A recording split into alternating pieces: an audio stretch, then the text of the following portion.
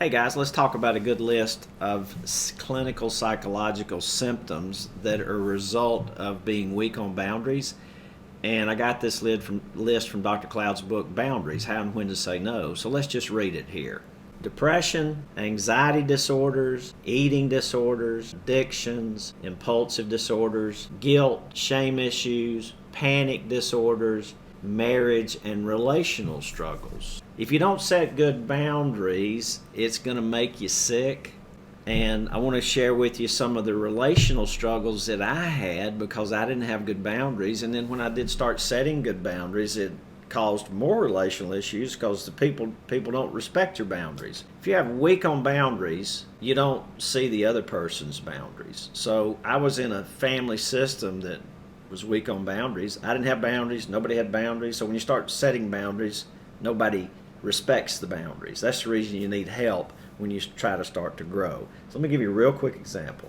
When my son Andrew was 10 years old, we decided to buy him a golden retriever. I buy like I sell, or I buy like I want the prospect to be. I always tell people, I look for somebody I can trust. I look for somebody that listens to me, understands me. I look for somebody and I share with them what I want. I share with them my budget. I do the research ahead of time, but I have a budget. And then I'm open, honest, and if I trust them and it fits in my budget and I want to buy the dog from this person, I'm going to buy the dog from this person and I'm going to pay them what they ask. My partner in my marriage at the time told me, well, when you go up there, ask her if she'll take $100 less. And I said, you know that I don't do that. That's not who I am. Identity. Roger Daviston knows who Roger Daviston is and who Roger Daviston isn't. If you want to go up there and buy the dog and do it like you believe, go ahead and do that. Well, here was the comment I got. You're just stupid, and that's the stupidest thing I've ever heard. Well, here's the reason I buy like I expect people to buy from me is because I see my behaviors that I put out there for other people are going to come back to me multiplied.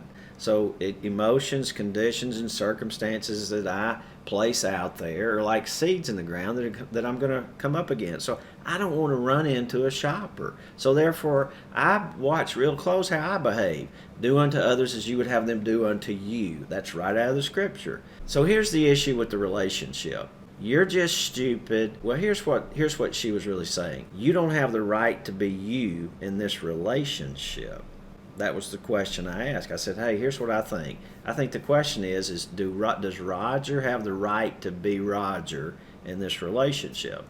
So, boundaries, because I couldn't be me, it led to all kinds of depression, anxiety, resentment, shame, because I had to learn, wait a minute, I can be who God called me to be, and I don't have to be who you want me to be. So be careful. When you start setting limits on other people, especially those people close to you in your life, you're going to really uncover how they really feel about you. A lot of people love you because you're who they want you to be, not who God wants you to be. Hey, I hope you enjoyed this. God bless, and I hope you learn about boundaries. It really helped me grow and really become who God intended me to be. Hey, I'll see you. Be blessed.